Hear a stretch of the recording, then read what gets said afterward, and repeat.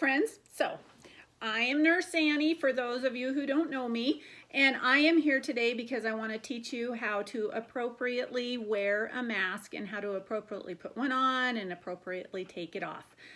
So we live in a world that's changed quite a bit in just a short amount of time.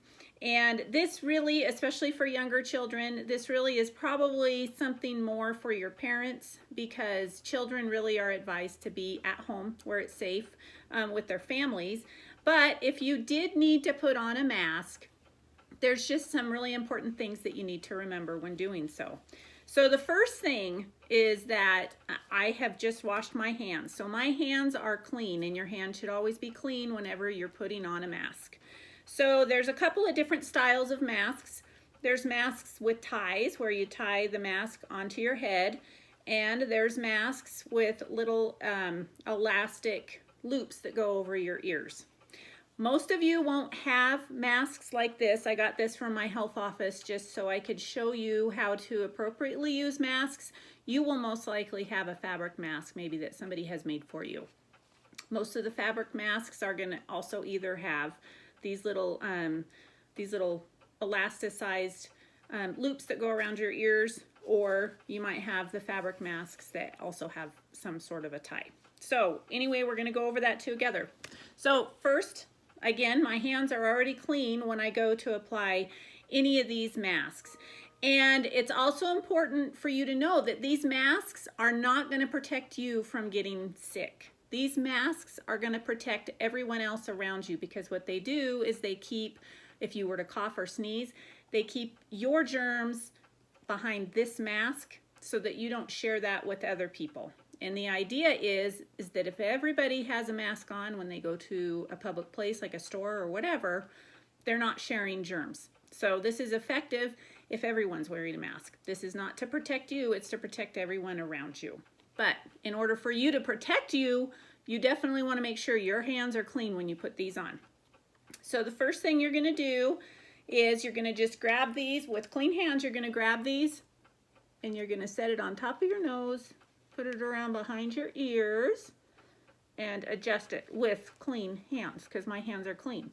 Now this is a little small because it's a child's mask, but I wanted to show you what it looks like, how to put a mask on with the elastic ear loops. So it's going to fit a little bit better on a person, for an adult to wear an adult mask, a child to wear a child mask, of course.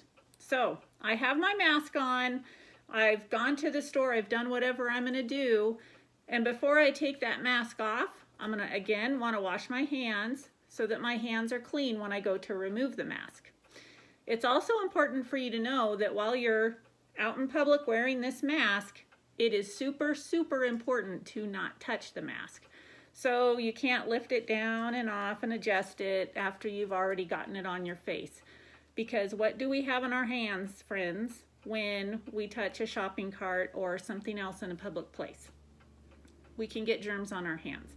We don't see them, they're too small for us to see, but we can certainly get sick with those germs that are on our hands. So that's why we don't want to mess with our mask once we get it on. We shouldn't be touching it. So when it's time to take that mask off, again, you're going to want to clean your hands, soap and water, hand sanitizer, whatever you have available, and then you remove it by grabbing the elastic from behind your ears. So similarly, we have a face mask that ties. So with a face mask that ties, again, we're going to want our hands clean, and we're going to first tie around our neck. And this is, if you're one of my kiddos from my elementary school, you're probably going to need your parents to help you to do this. But then you're going to grab the top and tie it around on the top. And then my hands are still clean, and I'm going to adjust it so that it's up over my nose and under my chin, so that it's, again, keeping my own germs in behind this mask. So this isn't going to protect you, but it will protect everybody else around you. So again, no touching our mask while we're out in public, okay, because we don't want to transfer anything we come into contact with on our hands up near our face. Okay, so again, when we go to take this off, we're going to want clean hands again. You're either going to wash them again or hand sanitize. And this time you untie the bottom first, and then untie the top, and then you pull it away from your face like that without touching it. And you throw, if it's a one of these that's disposable, you would normally throw it away.